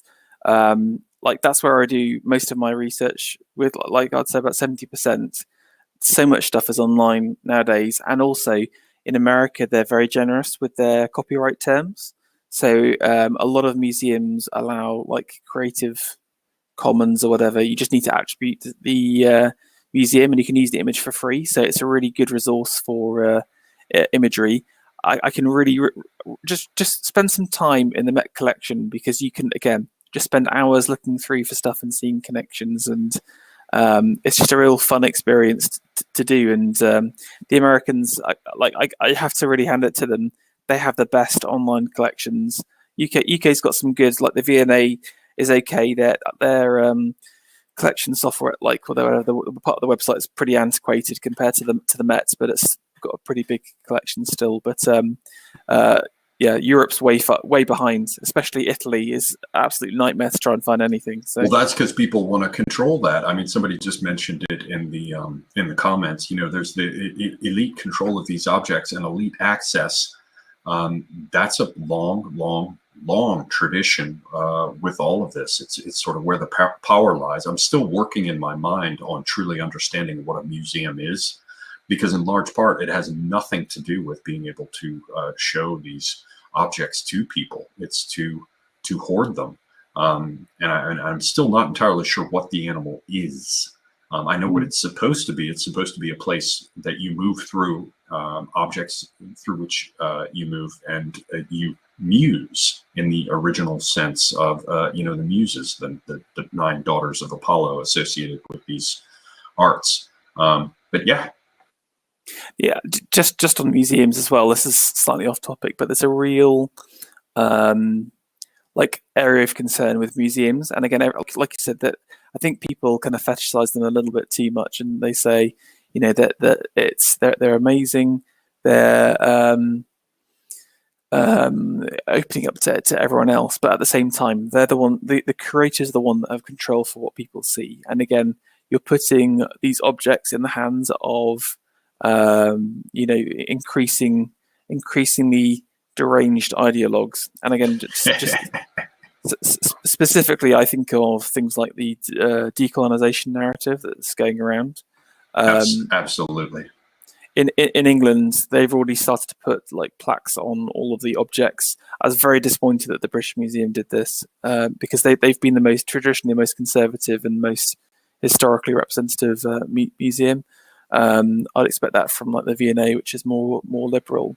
But that's I'm telling you, it's the first step towards the complete decolonization of these objects, and that will include, for example, the denigrating of all of these guys that I've mentioned. I can tell you because they're evil, colonial, acquisitive plunderers of blah blah blah. Yeah, well, yeah, I think mainly because they're powerful men, powerful European men. That's why they don't like them. But it's a real concern. But also, like I said, that these curators are gatekeepers to these objects, and they can control what you see and what you don't see. And so, all of a sudden, if Schliemann's out of fashion, he won't be seen. Now I got to say that the British Museum did a most excellent exhibition on Troy last year that I had the pleasure of going to, and they curated that very, very, very, very, very well. But I do wonder how long that's going to last. So Yeah, and it says Quebecois foie gras. Hello, sir. By the way, said in the comments, whoever owns the past owns the future. We can see what's happening with the African American museums sprouting up in Washington D.C.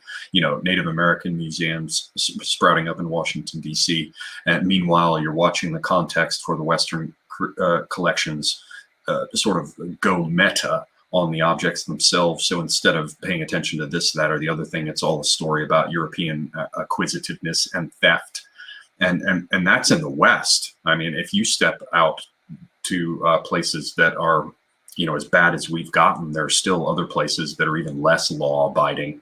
And, I spent a good bit of time in collecting circles in wild places like Turkey when I had, more money and was still buying antique things. I don't really anymore. And, there'd be a guy there who would just boast. He'd be like, yeah, check this out. And I'd look at the photograph. I'd be like, wow, that's pretty amazing, And he'd be like, well, check this out. And he'd pull a sword out. So he'd show me a photograph of a sword just absolutely dripping with gold fittings. And then he pulled out this beautiful, true gold sword, beautifully made, as a complete imitation of the one in the museum catalog. And it was made very clear that what was going to happen was they cut a deal with someone who worked in the museum to pull the original out and put the very beautiful, very expensive fake in there because no one would ever notice. I mean, and that's another thing is the museum curators, because so many of them are being trained to be, rabid ideologues. Many of them don't know what the hell they're doing.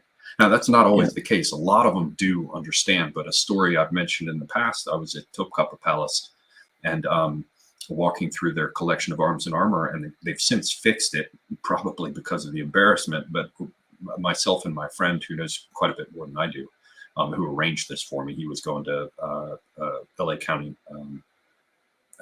He was going to University of California in Islamic art and material culture, and knew people at LA County Museum of Art and got us the introduction. We were wandering about, and he just points. He's like, "Yeah, look at this," and I'm like, "Oh my God, you're right. They've got the statues of the Ottoman warriors."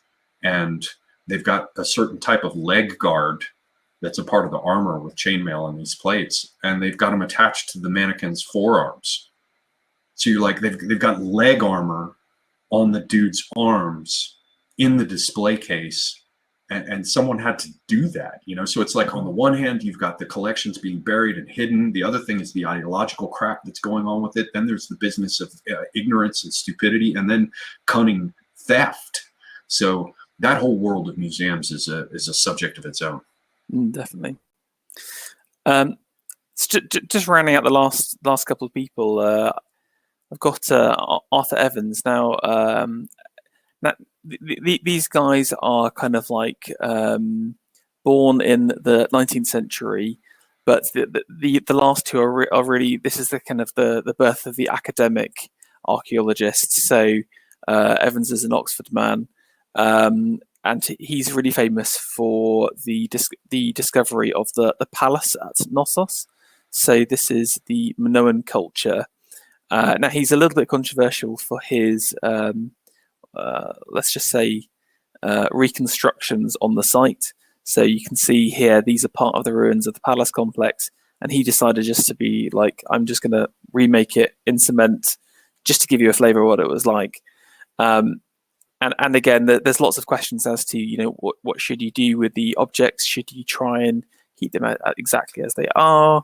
Should you, again, like Semigog mentioned, there's a lot of certainly in the Renaissance period about like repairing these items, and then the process of those items being unrepaired as well later.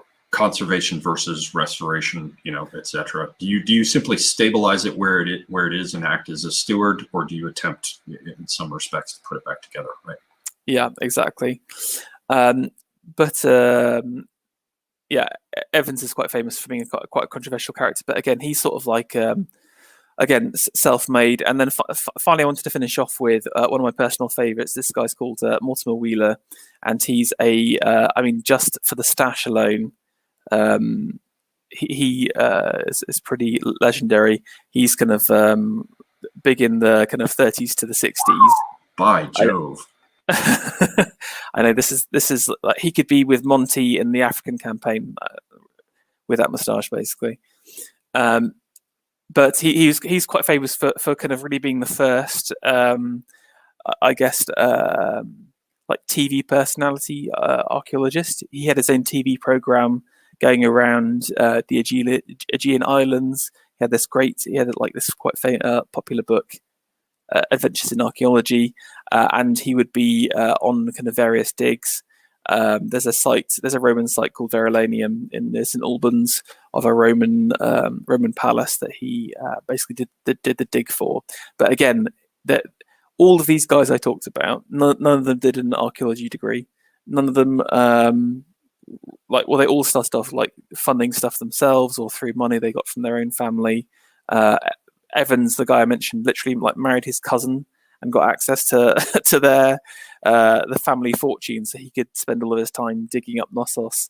So again, I think today we think of these kind of scholarly and academic pursuits as you have to go to university and you have to have loads of kind of like your head in the book all the time. And I think that the book reading definitely helps for the context, but it's just one of the parts.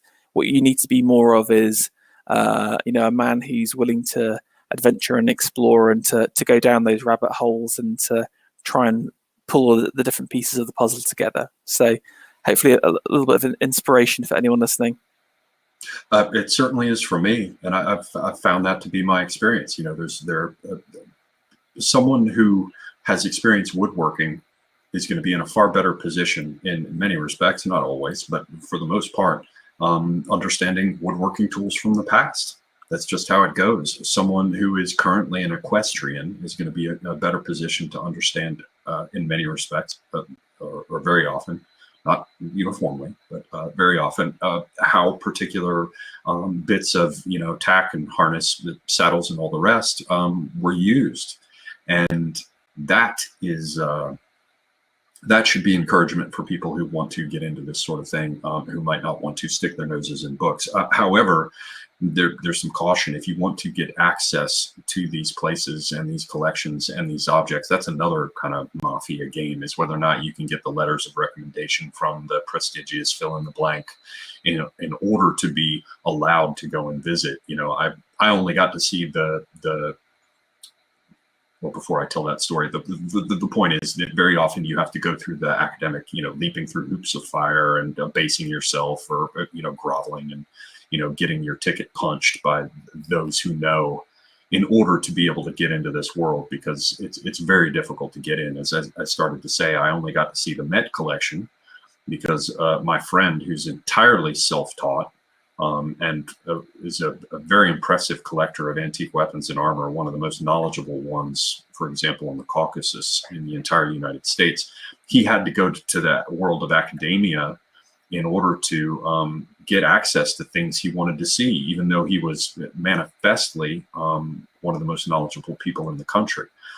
However, once he did combine it with his existing knowledge with the academic world, then he was able to get, one of his professors who also had a position at the LA County Museum of Art to write him a letter of recommendation to Topkapı in Istanbul, and then we were able to visit that. And since I was his friend, I tagged along. He got an Ilkhanid saber from the 13th century. And through his own private collecting, because of all that crazy stuff FERRO was talking about with black markets and all sorts of other things, he's got this 13th century or early 14th century, can't remember, sword from the descendants of Genghis Khan, and it's a beautiful one. And so he lent it to the Met, and they used it in their, Heritage of Genghis Khan exhibition. And so only for that reason did he then get an invitation to be able to come to the Met for the opening party. And I got to see how that side lives, being in the top of the hotel party with the drinks served, and, and that led in turn to being able to view the some of the stuff in the reserve collection. But I had to ride shotgun with this guy who had to jump through any number of hoops in order to set this sort of thing up. And most people, they just don't get to see it. The one way in which that sort of wall or that hermetic seal on all of it is beginning to be cracked is the business going on with the online collections, which allow us to see more, and just the internet itself allowing us to see more than we would otherwise. Yeah. Well, firstly, I think you just exposed yourself as a globalist elite there, Semiagog, with your I have a friend. I had a friend who was globalist elite. No, it's okay. I'll just check. But I think you're right. Basically, the internet's opened up two different things for me. I think, firstly, like you said, it's easier to access collections online, but also to speak to people. So, for example, so I'm obviously really interested in textiles. I'm currently working on a book all about the history of Byzantine silk weaving, and as part of that, I've been speaking to lots of local cathedrals and monasteries who have these kind of reliquaries with these kind of remaining silks with them. And if it wasn't for the fact that I could literally just Google, Tours Cathedral and who's the head of the cathedral treasury and drop them an email. Now, like you said, I think speaking to them often is a little bit difficult, but back in the day, again, someone like Mortimer Wheeler, he would literally have to get in a boat and travel to a place physically and speak to someone, and then they still may say no.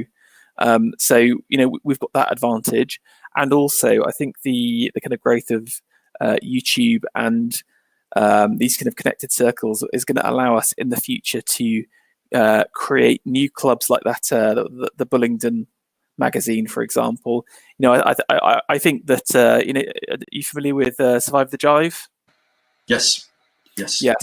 Someone like him reminds me of some of these kind of archaeological types. So but to a considerable extent, he's paid his academic dues, or has at least begun that process.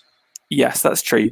But then I think through his YouTube channel, you've got that kind of you can tell that story without having to kind of kiss the ring to the academic side so much. So I think it allows more independent research and more like people getting interested. So I think this is a really important, actually, like political area as well. A lot of the left has abandoned material culture and the past. Or if it does take it, it totally rebrands it and melds it into something that it's not. And so there's all this huge amount of white space for for us to kind of take over and to create interest and to hand it down to the next generation. So. Yeah, and there are certainly cases. I don't want to paint all the people involved in this stuff as being, evil and elitist. There's certainly people who are working in museums or focused on material culture conservationists. All the various little niches there, who can be wonderful people who love their little area of focus, or even their broad, an expansive area of consideration, and are so into what they're into that they would be willing to talk to you if you approach them politely and, sort of open with the interesting thing that shows you're not a crank or whatever. So you can get with those people and speak with them very often. It can be done. I was putting together a book, or a friend of mine was putting together a book on marks and signs, particularly dealing with archaeologists and the rest. And just by politely asking, he got an article, a contribution on a bunch of Persian signs and symbols and markings from Sir John Boardman, who's sort of out of that a whole tradition of Arthur Evans and the rest. Very, very important books published on, red and black, Greek vases and things. And he's a sir, so he's a very famous archaeologist. And that was put together just by approaching people calmly and politely in the right way. So the world is still open there. The last piece I'll throw in, and then I will invite you, FERRO, to do whatever sort of closing comments you want, is that there's a lot going on now with many of these older things disappearing. It's because there's so many people in the world now, and knowledge is so easy to check on. If something comes up for sale, or an antique dealer in Turkey once upon a time would have to sort of wonder what they had, and then if you were savvy, you could show up and buy it because they didn't know what it was, and you could get it for a song. But what's happening now is that, that sort of thing can still happen. You can still find something at a garage sale or whatever, as we call it in the US. But what's happening now is everybody checks instantly with the internet. So prices kind of stabilize in certain areas. The other thing is that there's less of given things. So, when eBay appeared, it seemed like there was a glut of all these beautiful old antique things. But, that was I remember being involved with eBay heavily, buying and selling antiques on it in the late 90s and then up into the first few years of the 2000s. And there was still a lot of that. But now it's mostly garbage because there's a certain period where it seems like there's an abundance of all these old things, but there aren't more of them being made. And they're getting bought up, and a certain number of them are being destroyed by time. And so, yeah, if you want to get involved in it, be aware that's a barrier to entry because you have fewer of them, more difficult to find, less likely that you can get in the door with lower prices and the rest. But there are many areas that people still are not into, not interested in, not as aware of, and depending on where your interest is, you might just get lucky. Other than that, I will turn it over to FERRO to make some closing comments. I thank him very much for being on. I also thank all our guests for joining us. This is a much needed break for me from all the craziness of the election madness. I'm so happy to be able to do something other than just foam and spit and hiss at what I see in so-called social media. So thank you all. And Mr. FERRO, what sort of closing thoughts do you have for us, sir? Anything you wanted to cover that I blocked you from doing, or anything further you want to say? To take as much time as you need. And do let people know, again, where to find you and how to follow you on social media. Yeah, just on your point around the kind of eBay thing, I think you've actually stumbled upon a really interesting thing that I had observed myself, and that's the place of the kind of antique dealer and the kind of car boot sale has massively decreased. Again, even 20 years ago, you could find the occasional gem at the back of a. Do you guys have antique dealers in America? Oh yes, and my friend was one. And Okay. there's a famous little collection. I can't remember the name of the author or the title of the series, but it's a story about a antique dealer who's involved in solving mysteries and stuff, and he's a total scumbag. And man, I'll tell you what, the vast majority of the antique dealers are not scumbags, but they're very close to used car salesmen. They're usually hanging on to their financial existence by their fingernails. Yeah, it's a very interesting world, very interesting people. Yeah. But basically, in the UK, there's a large number of them, or certainly was in the kind of 80s and 90s, but they tend to be quite small. And like I said, they're always run by kind of old people who just inherited lots of these objects and are trying to sell them. And so you could still find one or two gems. And the same thing with eBay; people would just flog anything. That there was a phase of like Ming vases and like Chinese vases, because of Hong Kong and colonialism, a lot of people were literally using like these priceless Chinese porcelain as like umbrella stands in the UK and stuff like that, and they were kind of discovered. But because of the fact you could literally speak to an expert within about 5 minutes and appraise the price, all of those kind of areas I think are totally gone. So if you are a collector or like interested in getting into collecting things, my recommendation is like you said, Semiagog, is you either choose a niche that no one else is interested in, that you think there's some value, and there are still tons out there that are like underrated or not appreciated. But also basically get to go to auction houses instead. I'm genuinely not being paid by these guys. But have you ever heard of the saleroom.com? No, I had not. Anyway, just Google those guys. They kind of like aggregate all of the kind of auction houses in the UK and Europe, not all of them, but a large majority. So again, that's a great place to start if you're wanting to start a small collection. And I frequently use it for kind of, I'm interested in like private press books from the 19th century, so it's quite useful. Nothing like letterpress books where you actually pressed the type into the page, nothing has that crispness. Nothing. Exactly, or the texture of the paper, and I need to hear more about your bookbinding. I'm disappointed you didn't hand bind the Vinculum series. That's all I got through was case binding, of course, as my sort of basic training, and then I got as far as French joint bindings. I actually studied under a woman who was directly a student of Arthur Evans, sort of coming out of the craft traditions there. The sort of the last days, subsequent generations of the sort of arts and crafts movement out of Britain. that's cool. And she left Britain in the 1960s or 70s, moved to Berkeley, California, and started her own school there. Her name was Anne Kahle. So I did study bookbinding. I had hoped at one point to talk to Daughter of Albion about it, but she flaked. Apparently she has some sort of background in bookbinding. But yeah, I would never have done obviously Vinculum in hand bound in any way, or any books hand bound in any way, because it's so damn time consuming. Well, but it teaches you to love it, though. You need to see the limited edition, $500 a pop for the connoisseur hand bound books. That's the real merch. Yeah, level.